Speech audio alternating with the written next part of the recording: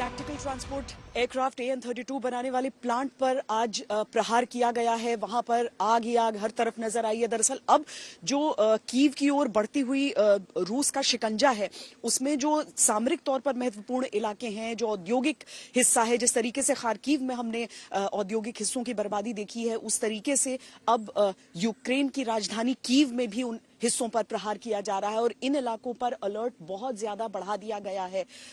जिस इलाके में हम मौजूद हैं, यहां से बहुत स्पष्ट धमाकों की आवाजें बार बार रह कर आ रही हैं और एक तरह से वो आशंकाएं गहराती जा रही हैं कि कीव कब तक रूस के शिकंजे से दूर रह पाता है। यूक्रेन पर हमले के 19वें दिन रूस लगातार यूक्रेन के सैन्य ठिकानों को निशाना बना रहा है। ये देखिए किस तरह से रूस यूक्रेन के आर्मर्ड व्हीकल्स को चुन चुन कर निशाना बना रहा है। भले ही इसके लिए उन्हें नाटो के दरवाजे पर ही क्यों मिसाइल न गिरानी पड़े। इस हमले के बाद यूक्रेन के राष्ट्रपति जेलेंस्की ने नाटो देशों को चेतावनी देते हुए कहा कि पुतिन का अगला निशाना नाटो देश हो सकते हैं। हमें डटे रहना है, हमें लड़ना ही होगा, हम जीतेंगे। मैं ये जानता हूँ, मुझे इसका यकीन है।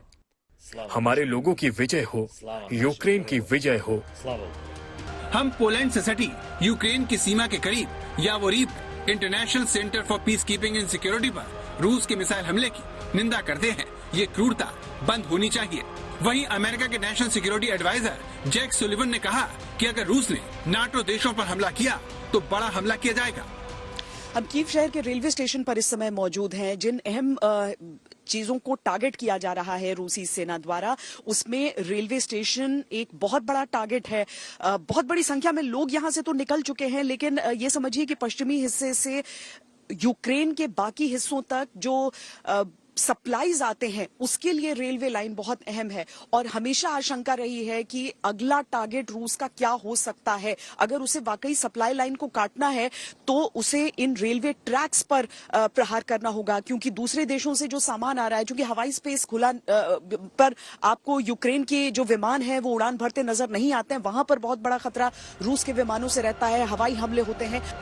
रूस ने शनिवार को ही बता दिया था कि वो पोलैंड के करीब यावोरिव पर हमला करेगा, क्योंकि वहां से यूक्रेन को सैन्य सहायता मिल रही है। लेकिन रूस 24 घंटे के अंदर ही ये हमला कर देगा, इसकी कल्पना किसी ने नहीं की थी।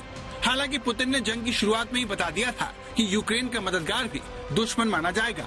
For those who may be tempted to interfere in the events taking place from the outside, whoever tries to interfere with us, let alone create threats for our country, for our nation, must know that Russia's response will be immediate, and it will lead you to such consequences that you've never faced before in your history.